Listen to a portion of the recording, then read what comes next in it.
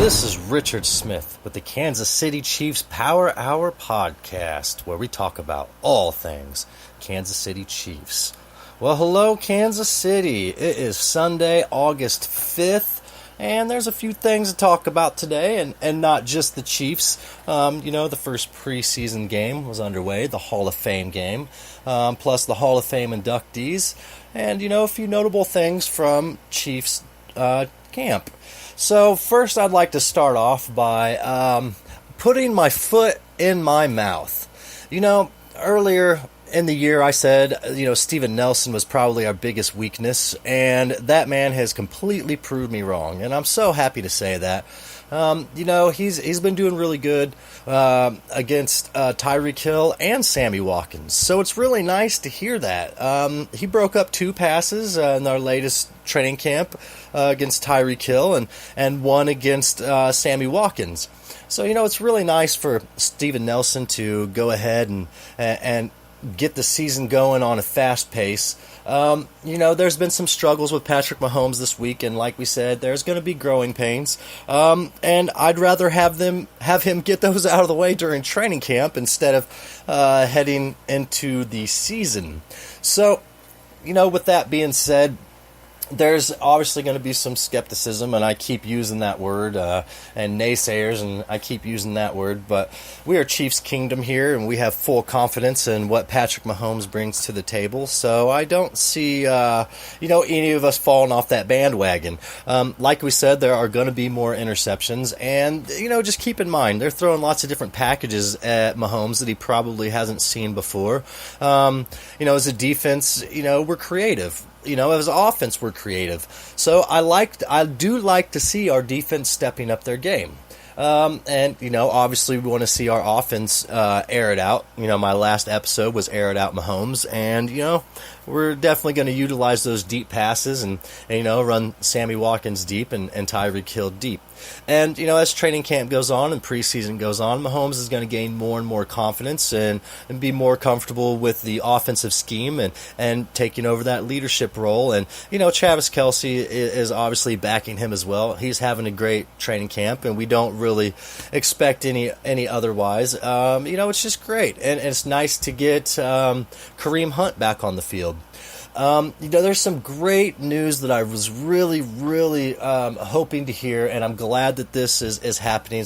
Reggie Ragland finally gets back on the field. He's having some swelling in the knee, and we don't want to get him out there too early, but, he needs to, get in there with the core and really make an impact, other than, taking players like Braylon Speaks under his wing.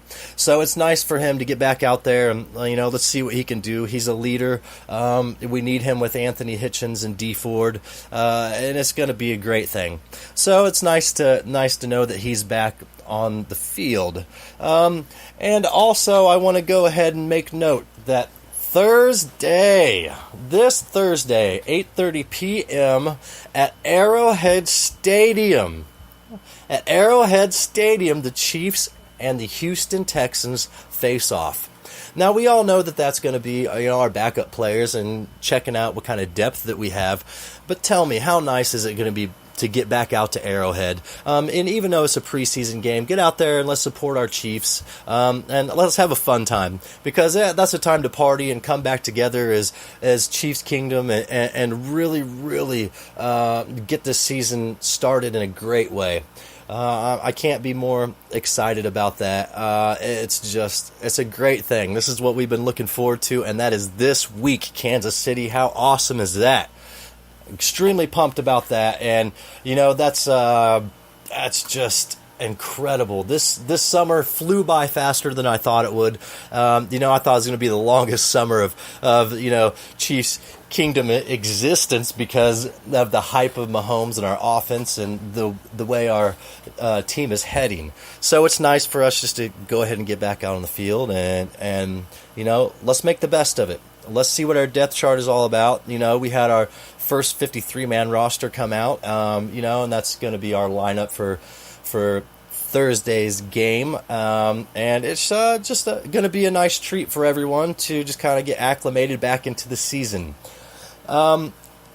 So with all that being said, I think I'm going to touch base on some other NFL news. The 2018 Hall of Fame inductees. There are 8 new members.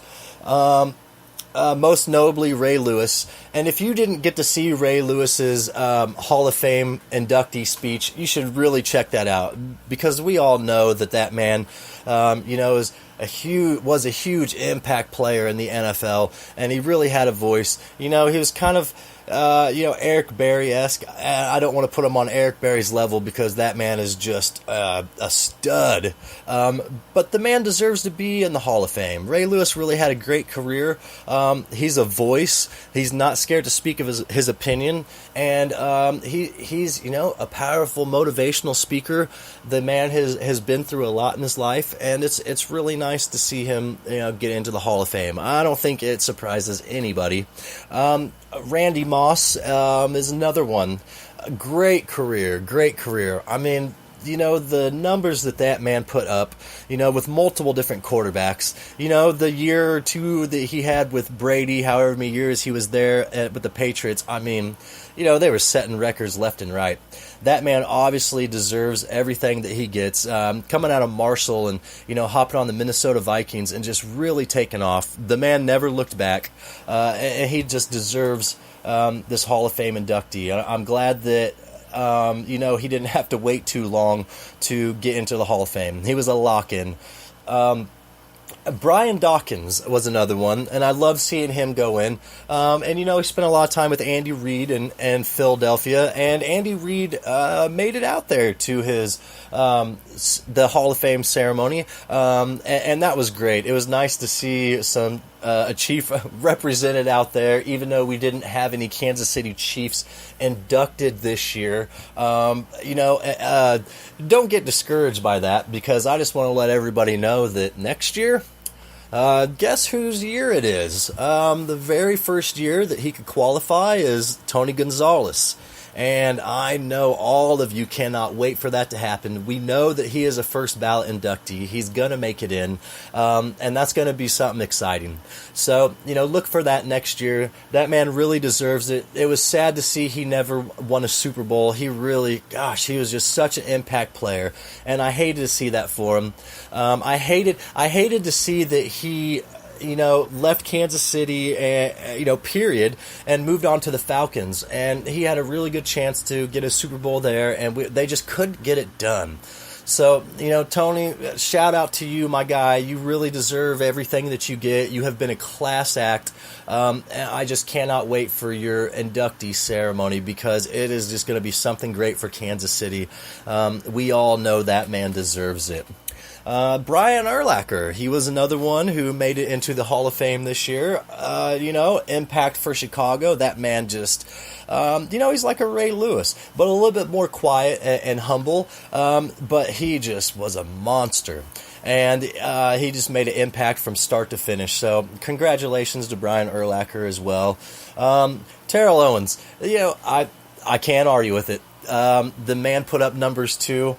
It's honestly really nice to see Randy Moss and T.O. make it into the Hall of Fame the same year. That's a pretty studly Hall of Fame class for the wide receiver position. T.O. just, he's had some of the most memorable games. I'll never forget when he was playing for Philadelphia, and it was against the Cowboys, and he ran out to the star after scoring a touchdown at the 50-yard line, and put his arms up in the air, and then got tackled by a Dallas Cowboy. That was just something else. That man had a personality that was just way out there, but it was good for football.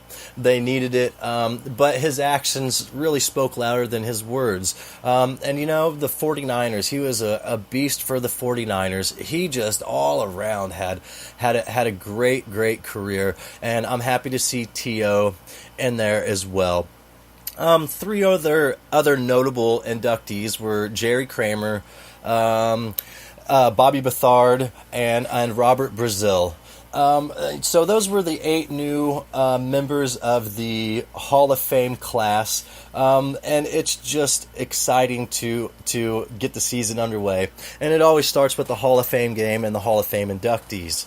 And with the Hall of Fame game, the Ravens faced off against the Bears, which the Ravens won that game 17-16. And again, those are the the backups. That's seeing what the depth chart can do. But it was just nice to get the NFL kicked off and, have 17 points scored in the first quarter of the game. That was fun. That was a great way to start the season. And, the rest of the NFL kicks off on Thursday, with our Chiefs playing the Houston Texans. So Thursday night, 8:30, Arrowhead Stadium. Get out there and support our Chiefs. Regardless of who's going to start on the field, you get to see all of our starters root on, our backup players. And I'll tell you what, one of my favorite plays last year in the preseason, I believe it was a preseason game, but I'll never, ever forget this play. Mahomes launched the ball deep. And gosh, and I can't even remember who was on the receiving end. Maybe Demarcus Robinson, Chris Conley, or I can't exactly remember. But I just remember watching Marcus Peters run down the field and go crazy on the sideline when that receiver caught that pass. And that was exciting. That's something that I will always remember in Marcus Peters. And, besides the antics and the blow-ups, and, he really was an impact player. But that really showed you he was a team player. And, he took passion to another level. And, Kelsey's taken passion to another level too. But we'll just be honest. Marcus Peters was just something else. And I wish him luck in St. Louis. I know he's going to do well. And, honestly, I'm sorry. Did I say St. Louis? He's going to do good for the Rams, the L.A. Rams. I said St. Louis. So I just, I look for him to have a great season, and I look for the Rams to have a great season too. So with all that being said, this is about the Chiefs. And get out there on Thursday and support our team. Get out there early, tailgate like we always do, drink some beer, eat some barbecue, hang out with all the fans, make some new relationships, because you never know who you're going to be sitting next to this year. All you season ticket holders, there's going to be some new members who have season tickets, and keep building this community strong. Let's keep Chiefs Kingdom thriving, and let's keep that record of the loudest stadium in the NFL. This concludes my broadcast today. This is a Sunday broadcast, so I hope all of you kicking back today, relaxing, getting ready to start this work week, can enjoy this broadcast and really get your week going well, because you have 3 days to prepare for the Chiefs game. So, don't work yourself into the ground.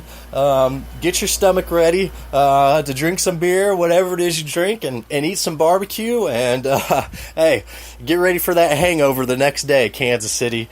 But, hey, I love y'all. I love the Chiefs. I love Chiefs Kingdom. This is Richard Smith with the Kansas City Chiefs Power Hour podcast, where we talk about all things Kansas City Chiefs.